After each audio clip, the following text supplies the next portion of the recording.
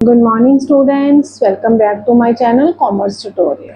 Students, अब हमारा आज टॉपिक क्या चल रहा था, थ्योरी ऑफ डिमांड। आज उसका लास्ट टॉपिक है, इसके बाद आपका chapter theory of demand complete हो जाएगा। तो आज हम टॉपिक करेंगे change in quantity demanded and change in demand. दो टॉपिक हम करेंगे। सबसे पहले हम करेंगे चेंज इन क्वांटिटी डिमांडेड। पहले बेटा ये अपनी ना नोट डाउन कर लो नोटबुक में। अगर आपको ये पूरा चार्ट क्लियर हो गया तो इट मीन्स आपको चेंज इन क्वांटिटी डिमांडेड किसी बुक से याद करने की जरूरत नहीं है। चलो हम सब करते हैं बेटा change in quantity demanded. Change in quantity demanded बेटा क्या होता है, जब प्राइस में चेंज आने के कारण डिमांड में चेंज आए उसे हम कहते हैं change in quantity demanded. Means other factors constant रहते हैं, सिर्फ किस में चेंज आता है, प्राइस में चेंज आने के कारण जब डिमांड या तो इंक्रीज होगी या डिक्रीज होगी तो उसको हम क्या कहते हैं, चेंज इन क्वांटिटी डिमांडेड। पहले तो बिल्कुल क्लियर कर लो, change in quantity demanded means due to change in price, other factors constant. अब प्राइस में चेंज आने के कारण दो इफेक्ट पड़ते हैं, या तो डाउनवर्ड मूवमेंट होती है या अपवर्ड मूवमेंट होती है। अब आप बोलोगे ये डाउनवर्ड और अपवर्ड मूवमेंट क्या होती है, पहले मैं आपको ये क्लियर कर देती हूँ बेटा। देखो ये हमारा डिमांड कर्व है, प्राइस और डिमांड। बेटा प्राइस जब 1 था तो डिमांड 2 थी, प्राइस इंक्रीज हो गया तो डिमांड क्या हो गई, हमारी कम हो गई। तो पहले हमारा ये पॉइंट था, अब पॉइंट कौन सा बन गया, ये। तो ये किसकी ओर जा रहा है, इस पॉइंट से इस पॉइंट पर आए तो इसको हम क्या बोलेंगे, अपवर्ड मूवमेंट। इस पॉइंट से हम कहाँ गए, ऊपर की ओर गए, तो इसको हम बोलेंगे अपवर्ड मूवमेंट। और ये अपवर्ड मूवमेंट क्यों आई है, क्योंकि प्राइस में चेंज आने के कारण। अब डाउनवर्ड मूवमेंट कैसे करेंगे बेटा, मान लो पहले प्राइस हमारी थी 2, डिमांड इतनी, यहाँ पे पॉइंट आता था, प्राइस डिक्रीज हो गई तो हमारी डिमांड क्या हो गई, इंक्रीज हो गई। तो अब हमारा क्या आ जाएगा, इस पॉइंट से इस पॉइंट पे आए हैं तो इसको क्या कहते हैं हम, डाउनवर्ड मूवमेंट। मींस जब एक ही डिमांड कर्व पे कभी डिमांड का पॉइंट अगर अप की ओर जाए तो अपवर्ड मूवमेंट, डाउन की ओर आए तो डाउनवर्ड मूवमेंट। डिमांड कर्व एक ही होता है, एक ही डिमांड कर्व पर अपवर्ड और डाउनवर्ड मूवमेंट्स होती है। तो अब हम क्लियर करेंगे कि डाउनवर्ड मूवमेंट कब होती है और अपवर्ड मूवमेंट कब होती है। सबसे पहले हम बेटा करेंगे डाउनवर्ड मूवमेंट।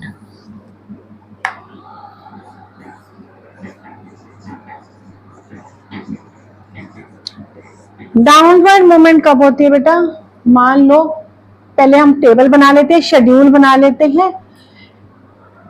पहले तुम्हारी प्राइस थी 2, ठीक है, और डिमांड कितनी थी 1 की। प्राइस डिक्रीज हो गई तो डिमांड क्या हो गई, इंक्रीज हो गई। ये हमारा शेड्यूल है। कौन सा शेड्यूल बनाया हमने, कि प्राइस डिक्रीज हो गई तो डिमांड क्या हो गई, इंक्रीज हो गई। अब हम इसी का कर्व बनाते हैं।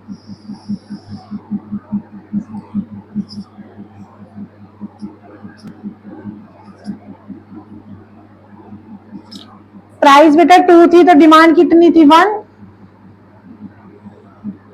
तो ये रहा। और प्राइस जब 1 थी तो डिमांड कितनी होगी, 2। तो नया क्या पॉइंट बन गया, ये। तो यानी कि इस पॉइंट पे कहां पे हम शिफ्ट किए, इस पॉइंट पे शिफ्ट किए, तो इसे हम क्या कह देते हैं, डाउनवर्ड मूवमेंट। और इसको एक वर्ड और क्या कहते हैं बेटा, ये डाउनवर्ड मूवमेंट हुई है तो डाउनवर्ड मूवमेंट होने के कारण इसे हम बोलते हैं expansion of demand.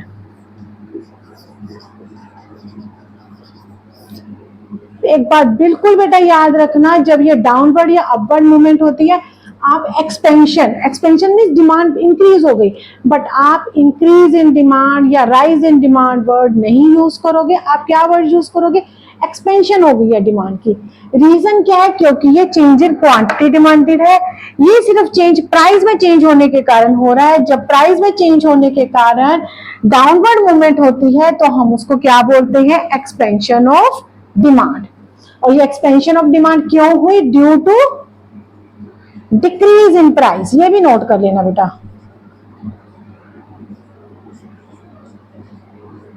Price decrease होने के कारण हमारी डिमांड में क्या हो गई, एक्सपेंशन हो गई। और जब एक्सपेंशन होती है डिमांड की तो क्या होती है, डिमांड का में मूवमेंट डाउनवर्ड होती है। क्लियर बेटा।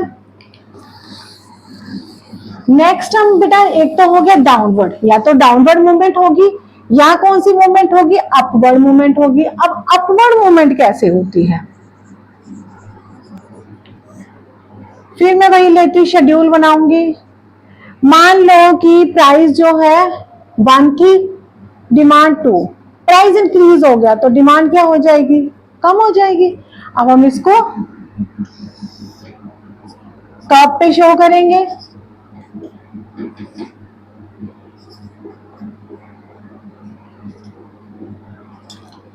1 थी तो डिमांड कितनी थी, 2, प्राइस इंक्रीज हो गया 2 तो डिमांड कितनी हो गई, 1। यानी कि पहले पॉइंट ये था, अब ये नया पॉइंट बन गया, तो ये इस पॉइंट से इस पॉइंट की ओर गया, तो इसे हम क्या बोलते हैं, अपवर्ड मूवमेंट। और जब अपवर्ड मूवमेंट होती है तो क्या होता है, कॉन्ट्रैक्शन ऑफ डिमांड। यही वर्ड यूज करना है, आप कभी मत ये बोलना decrease in demand, fall in demand. क्या हुआ, वही है, contraction of demand means demand contract हो गई, सिकुड़ गई। हिंदी में वर्ड यूज करते हैं, तो कॉन्ट्रैक्शन ऑफ डिमांड हो गया। क्यों हुआ कॉन्ट्रैक्शन ऑफ डिमांड, क्योंकि प्राइस इंक्रीज हो गई थी। जब प्राइस इंक्रीज हो जाती है तो डिमांड क्या हो जाती है, कॉन्ट्रैक्ट हो जाती है। और डिमांड कर्व की मूवमेंट क्या हो जाती है बेटा, अपवर्ड हो जाती है। क्लियर है बेटा। ये सारा, बस ये पूरा मैंने ग्राफ ही आपको एक्सप्लेन किया है। जैसे ये ग्राफ बनाया, टेबल बनाया, बस अगर कोई आए पूछे क्वेश्चन में, कोई ऐसा क्वेश्चन आ गया तो इसी को लिख देना। मान लो पूछा जाए चेंज इन क्वांटिटी डिमांडेड क्यों होती है, प्राइस में चेंज आता है, यहाँ पे लिख लो अदर फैक्टर कांस्टेंट रहते हैं।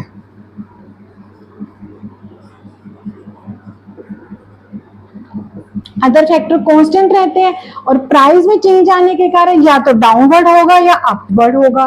अब डाउनवर्ड को हम क्या बोलते हैं, एक्सपेंशन बोलते हैं, और अपवर्ड को हम क्या बोलते हैं, कॉन्ट्रैक्शन बोलते हैं।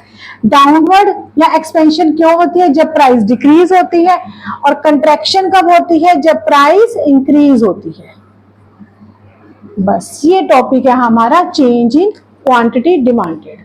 सो स्टूडेंट्स, अभी हमने किया था चेंज इन क्वांटिटी डिमांडेड, और नेक्स्ट हमारा टॉपिक है change in demand. Change in quantity demanded मैंने बताया था क्यों होता है, जब प्राइस में चेंज आता है। लेकिन चेंज इन डिमांड क्यों कब होता है, जब अदर फैक्टर में चेंज आता है, और इसमें प्राइस क्या होते हैं, कांस्टेंट। ध्यान रखना, चेंज इन क्वांटिटी डिमांडेड में प्राइस में चेंज आता है, अदर फैक्टर कांस्टेंट रहते हैं। बट चेंज इन डिमांड में अदर फैक्टर में चेंज आता है, प्राइस कांस्टेंट रहते हैं, प्राइस में कोई चेंज नहीं आता। क्लियर बेटा।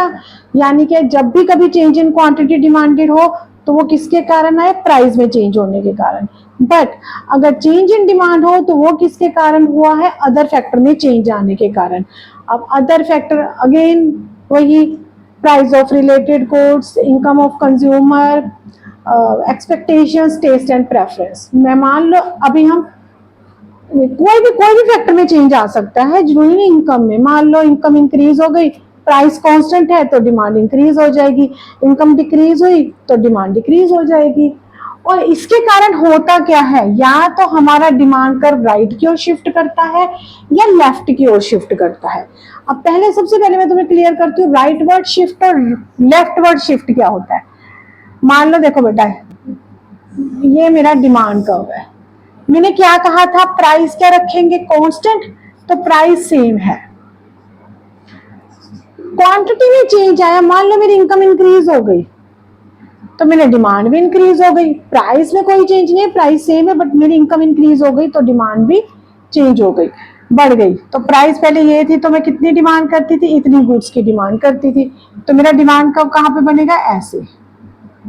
बट अगर क्या हुआ, प्राइस सेम रहा, मेरी इनकम बढ़ गई, तो इसी प्राइस पे मैं अब कितनी गुड्स की डिमांड करती हूँ, इतनी गुड्स की, तो मेरा डिमांड कब क्या बन गया, ये बन गया। तो ये क्या हुआ, राइट की ओर शिफ्ट कर गया, तो इसको हम बोलते हैं right word shift. Left word shift कैसे होता, मान लो मेरी इनकम कम हो गई तो इसी प्राइस पे मैं क्या करूंगी, कम चीजें खरीदूंगी। तो डिमांड कब ये हो गया, तो ये किसकी ओर शिफ्ट हुआ, लेफ्ट की ओर शिफ्ट हुआ। इसी को हम बोलते हैं राइटवर्ड और लेफ्टवर्ड। जैसे चेंज इन क्वांटिटी डिमांडेड में हम क्या बोलते थे, upward movement, downward movement, but इसमें हम क्या बोलेंगे, राइटवर्ड शिफ्ट और leftward shift. Shift means demand curve ही पूरा शिफ्ट हो रहा है, इसे हम इसको शिफ्टिंग ऑफ डिमांड कर्व बोलते हैं।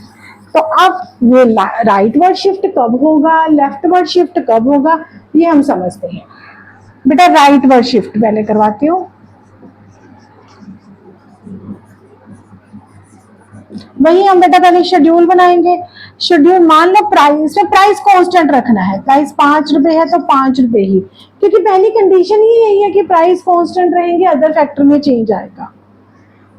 अब मान लो मेरी पहली डिमांड थी 10 की, मान लो कि मेरी इनकम इंक्रीज हो गई, या फिर हो सकता है कि मेरा टेस्ट चेंज हो गया, मेरी फेवर में आ गया, या मुझे एक्सपेक्टेशंस है कि फ्यूचर में हो सकता है कि इसका प्राइस बढ़ जाए, तो मैं अभी क्या करूंगी, डिमांड ज्यादा करूंगी। कोई भी अदर फैक्टर में से कोई भी रीजन हो सकता है जिसके कारण मेरी डिमांड क्या हुई, इंक्रीज हो गई। अब मैं इसमें डिमांड कब पे कैसे बनाऊंगी बेटा, प्राइस 5, क्योंकि प्राइस तो सेम है तो एक ही बार हम लिखेंगे। पहले प्राइस 5 थी तो मेरी डिमांड कितनी थी, 10, तो डिमांड कर्व यहाँ पे बनेगा। अब मेरी प्राइस तो 5 है बट मेरी डिमांड कितनी हो गई, 15 हो गई, तो डिमांड कर्व ये हो गया। तो ये क्या किस ओर शिफ्ट किया है, राइट की ओर, तो इसको हम बोलते हैं राइटवर्ड शिफ्ट, या इसको हम बोल देते हैं इंक्रीज इन डिमांड। जैसे हम चेंज इन क्वांटिटी डिमांडेड में क्या बोलते हैं, एक्सपेंशन ऑफ डिमांड, लेकिन यहाँ पे हम क्या बोलेंगे, इंक्रीज इन डिमांड। क्लियर बेटा। सेम इसी तरह लेफ्टवर्ड शिफ्ट, अब लेफ्ट की ओर शिफ्ट कैसे करेगा, सेम बेटा प्राइस कांस्टेंट 5 है, लेकिन हो सकता है मेरी इनकम क्या हुई, कम हो गई, या हो सकता है कि मुझे लगा फ्यूचर में तो इस चीज का रेट बहुत कम हो जाएगा तो मैं अभी कम खरीदती हूँ, एक्सपेक्टेशंस। पहले मेरी डिमांड कितनी थी, 20 की, लेकिन अब डिमांड कितनी हो गई, 10 की। ड्रॉ कर लेंगे बेटा, ये सारा कुछ तुम हर उसमें ग्राफ में लिखना है, price quantity demanded.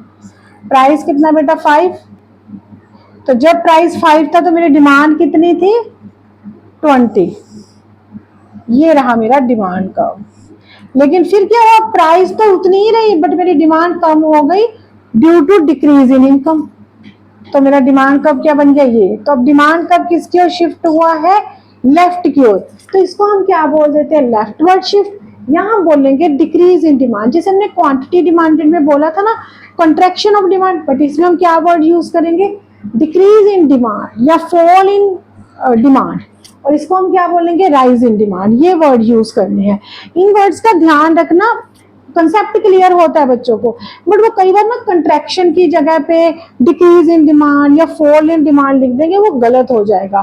Change in quantity demanded में आप हमेशा वर्ड एक्सपेंशन और कॉन्ट्रैक्शन यूज करोगे, बट चेंज इन डिमांड में आप rise in demand, fall in demand use करोगे। क्लियर बेटा, ये लेफ्ट वर्ड हो गया, ये राइट वर्ड हुआ। ये क्यों हुआ, इसको क्या कहते हैं, चेंज इन डिमांड। और ये क्यों होता है, अदर फैक्टर में चेंज आता है, प्राइस कांस्टेंट रहते हैं। और राइट वर्ड शिफ्ट कब होता है, जब आपकी डिमांड इंक्रीज हो जाती है। लेफ्ट वर्ड की ओर शिफ्ट कब होता है, जब डिमांड डिक्रीज हो जाती है। क्लियर है बेटा ये। तो बेटा इसमें ना ऐसे ही क्वेश्चंस, बस ये 2 मेन टॉपिक हैं। अब इसमें से कितने ही क्वेश्चंस बन सकते हैं, तुम्हें किसी भी टाइप का क्वेश्चन आ सकता है। हो सकता है तुम्हें क्वेश्चन में एग्जाम्स में पूछ ले राइट वर्ड और लेफ्ट वर्ड में क्या डिफरेंस है, तो तुम ग्राफ बनाया ना कि राइट वर्ड कब होता है, जब डिमांड इंक्रीज होती है, और लेफ्ट वर्ड कब होता है, जब डिमांड डिक्रीज होती है।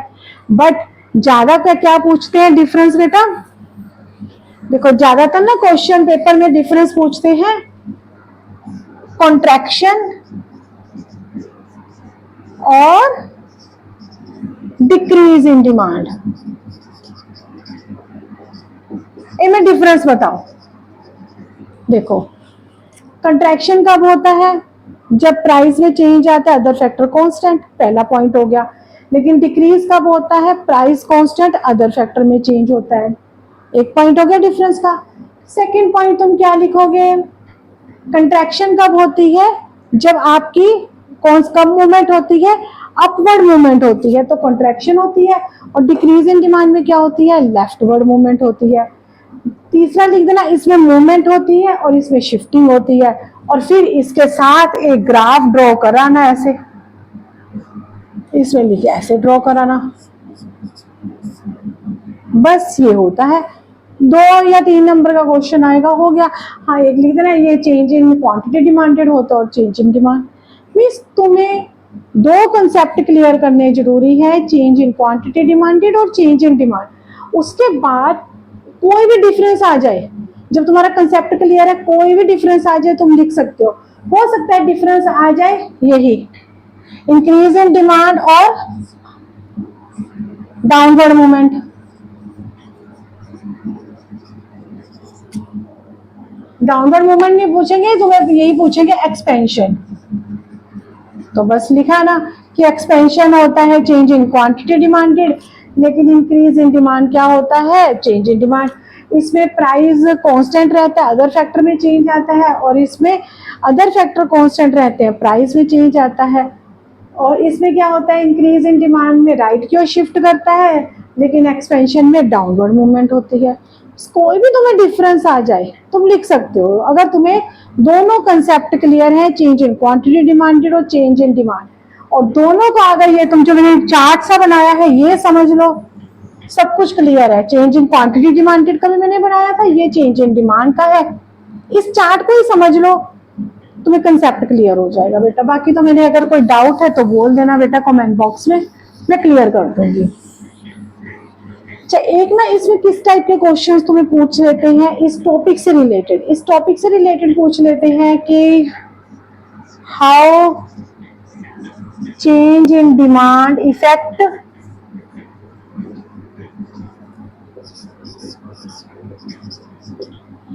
In related goods.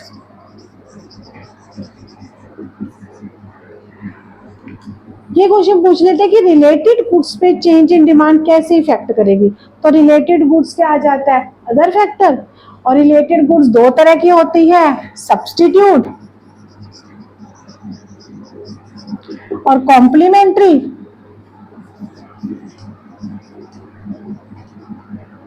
बेटा पहले इसका मीनिंग लिख देना, फिर लिख देना कि सब्स्टिट्यूट गुड्स में क्या होगा, प्राइस कांस्टेंट रहते हैं, और अगर बाई चांस वो डिमांड इंक्रीज हो जाए तो राइट की ओर शिफ्ट कर जाएगा, डिक्रीज हो जाए लेफ्ट की ओर शिफ्ट कर जाएगा। इसी तरह पहले कॉम्प्लीमेंट्री गुड्स का मीनिंग बता देना कि जो टुगेदर यूज करते हैं, तो फिर आगे लिख देना कि यहाँ इसमें क्या हो जाता है, कॉम्प्लीमेंट्री गुड्स में भी राइट की ओर भी शिफ्ट कर सकता है, लेफ्ट की ओर भी शिफ्ट कर सकता है। एग्जाम्पल ले लेना, जैसे कार और पेट्रोल है, और अगर मेरी गुड्स कार है तो मेरा क्या करूंगी, प्राइस 5 है तो मैं ये कार खरीद रही हूँ मान लो, ठीक है। और अगर बाई चांस क्या हुआ, पेट्रोल का प्राइस इंक्रीज हो गया, तो पहले मेरी डिमांड ये थी, पेट्रोल का प्राइस इंक्रीज हो गया, ये डिमांड कब किसका है, कार का, पेट्रोल का प्राइस इंक्रीज हो गया तो क्या इफेक्ट पड़ेगा कार पर, कार की डिमांड क्या हो जाएगी, कम हो जाएगी। तो इसी प्राइस पर मैं अब कम का कार खरीदूंगी तो ये किस ओर शिफ्ट हो जाएगा, लेफ्ट की ओर शिफ्ट हो जाएगा। सेम ये मेरा कार का डिमांड कर्व है, और कॉम्प्लीमेंट्री गुड्स है पेट्रोल। मान लो पेट्रोल का प्राइस कम हो गया तो कार की डिमांड क्या हो जाएगी, सेम प्राइस पे इंक्रीज हो जाएगी, तो ये राइट की ओर शिफ्ट हो जाएगा।